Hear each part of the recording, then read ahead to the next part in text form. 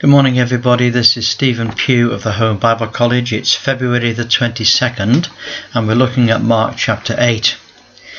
Now we have three little passages today. The first is the feeding of the 4,000, a very simple passage, quite different to the passage of the feeding of the 5,000.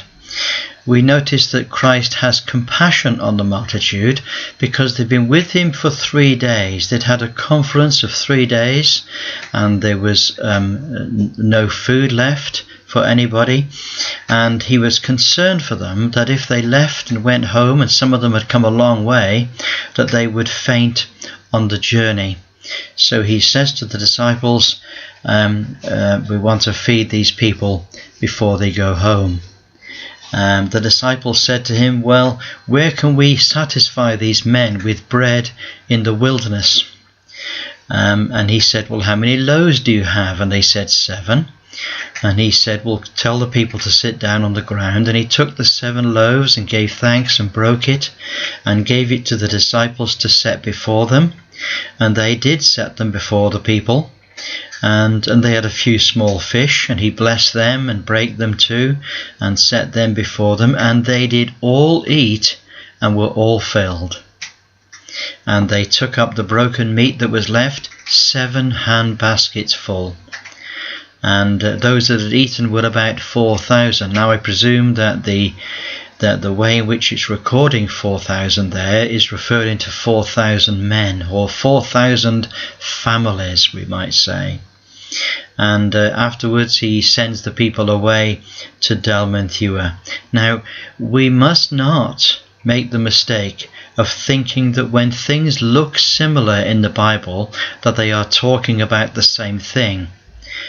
Clearly this is a totally different incident to the feeding of the 5,000. I can prove that to you later in this passage. And the feeding of the 4,000 was of a different occasion. It was in different circumstances.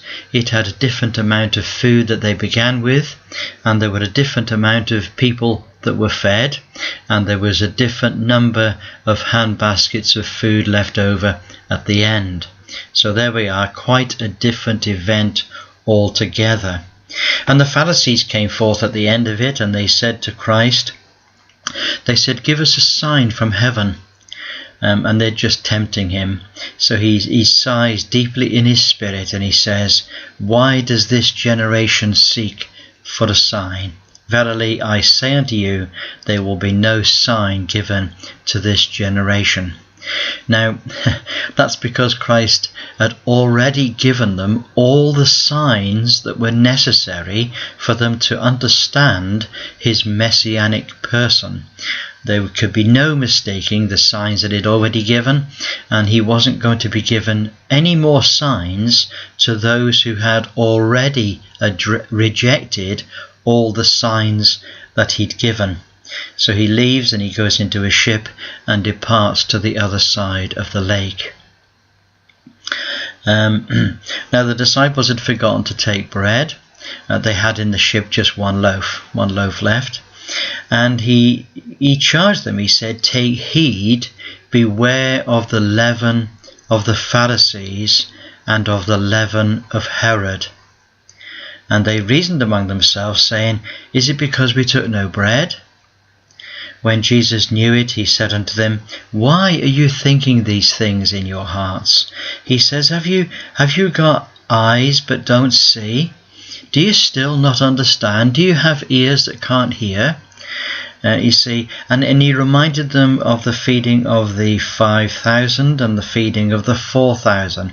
And he asked them about how many loaves they had left at the end of feeding.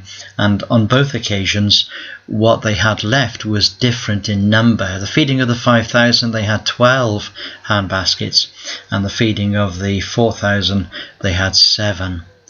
But the particular point I want us to think is what Christ said originally, verse 15. He says, take heed, beware of the leaven of the Pharisees. Now this is a very important point. Leaven was yeast, which when it was put into the dough may be very small, a small quantity put into the dough, but it grows and grows. It is a permeating influence which permeates right through the dough until all of the dough is completely affected by the yeast. And what Christ is saying is this, is that you need to be very wary of the thinking, the frame of mind of the Pharisees, the ideas of the Pharisees, and also the ideas of the Herodians. You see, these concepts, they may appear to be small, but they permeate and they grow and they move through all of our thinking in such a way that we become totally obsessed with the ideas. And I can think of lots of examples of this today. I won't name them all here and now, but we need to be wary of ideas, untrue and false ideas very often, which may seem very simplistic but actually are very destructive, and they can affect the whole of our thinking and the whole of our theology. So that's my password for today. He says, take heed, beware, be wary of the leaven of the Pharisees and the leaven of Herod. There we are. That's just my thought for the day, which I call a password. I look forward to speaking to you tomorrow. Don't forget to subscribe and to like the video, and I look forward to speaking to you another day. God bless you. Bye for now.